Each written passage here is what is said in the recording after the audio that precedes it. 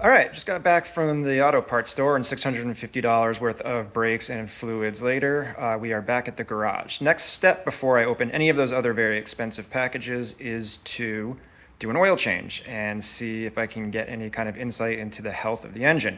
Specifically, I'm going to be looking for any kind of shiny metal particles in the oil or the filter, and I'm going to take the extra step of this time cutting the filter open. So let's get to it. All right, as you can see here, I have gone ahead and cut the oil filter open. I used a pair of tin snips. I do not recommend it. It was very difficult and messy. You can see the can here, the bottom. This is I believe the pressure valve that sits at the other end of the filter. So didn't see anything alarming there. Then I took the filter, this is the actual filter media, and you can see that this is like half of it. When you pop it out of the can, it's got like a cardboard top and bottom, and it's got all these pleats. And I have cut the cardboard off the top and the bottom and laid the pleats out to see if I can see anything stuck in there. And when I shine light on it, I do not see anything reflecting back at me, which is a very good sign. So I'm pretty confident that there is no metal floating around in the engine right now. So I'm good to go ahead with the next part of getting this car refreshed. All right, we're gonna be moving on to the brakes. These are non-STI, non-Brembo standard slider pin calipers. They are very rusty. This is probably gonna be a bit of a chore. I apologize if I get in the way of the camera, but I am not gonna slow down to try to get the best camera shot. General idea here is that you have the caliper, you have a caliper bracket, you have a pin here and a pin at the bottom, and they slide in and out when you apply pressure to the brake pedal, which then clamps the pads to the disc. So trying to get all of this off is going to be awesome. Hopefully nothing is seized. And yeah, we're doing, this has got to come off, this has got to come off, then this has got to come off. And then it all goes back together, and maybe a little bit of wire brushing in there too to see what I can get off. So here we go.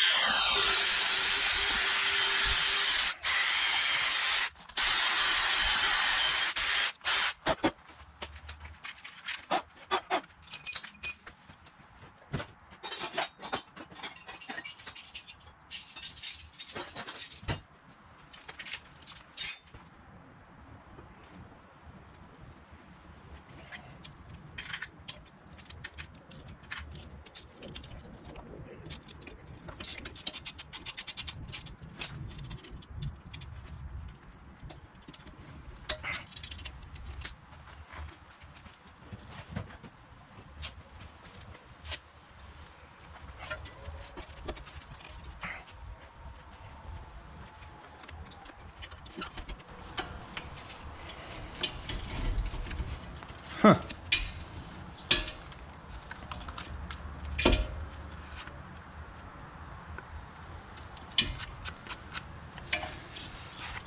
All right, 2-piston. Did not expect that. Goes to show how much I know about this car, but there you go. 2-piston caliper. Odd. So, let's push that back there now. Surprisingly, oh, no, okay. Yep, it's fine good.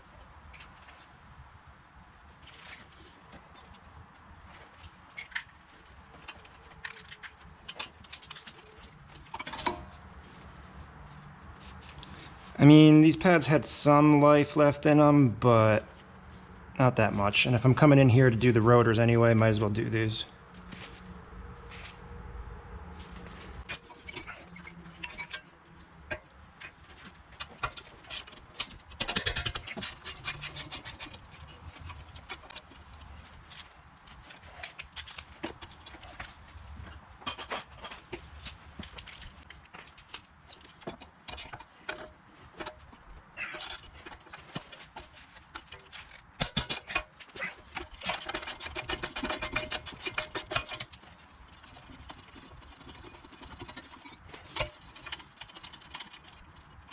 Back up.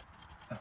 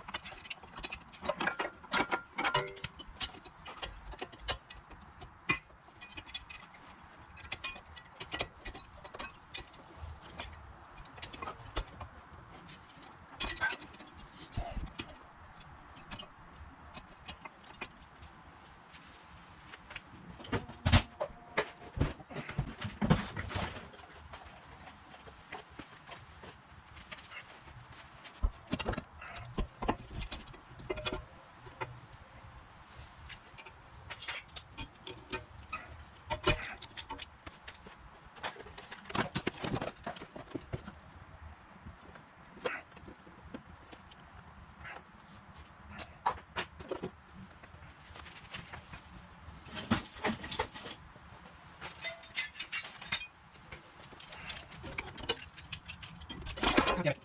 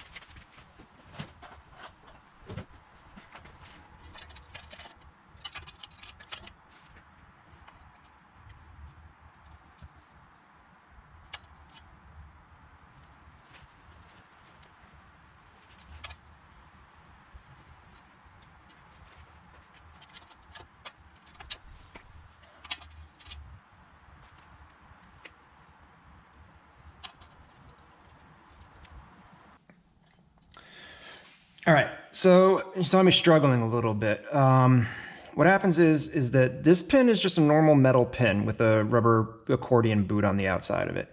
This pin down here has some kind of like bushing on the end of the pin. It's rubber, and there's like a recessed area of the pin shaved out where that rubber sits. When I'm going to do the other side, I'll show you guys. For some reason, that was just getting clogged in this. There's a bore here, and every time you were trying to push it in, it was like getting like syringe pressure, like it wouldn't let it go in. So eventually, just spinning it around to find the right location, it's gone in, but that caused a lot of issues. Secondly, is that the brake pads come with these clips, which you must use, and there is a specific orientation. The pads that came off, you see, have the wear squealer tabs for when the pad wears down. But what they don't have is this extra little return spring. And when I was looking in the factory manual, factory pads do have this return spring, and this return spring is supposed to ride on this. And this is supposed to be in the direction of input of the rotor. So the wheel spins like this, which means that that's the direction of input. These need to be down here. This needs to be there. So these are kind of sided and they have to be oriented right. So lesson learned, gotta move on now.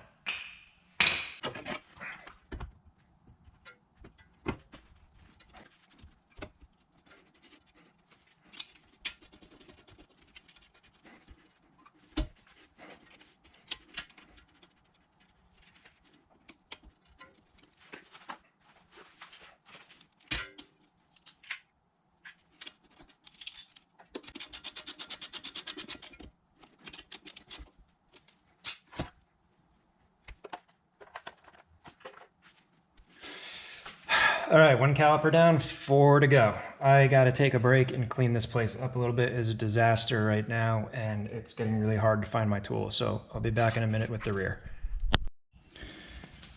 All right, after a brief reset of tools and a little cleaning and a little dinner, ready to tackle the rears.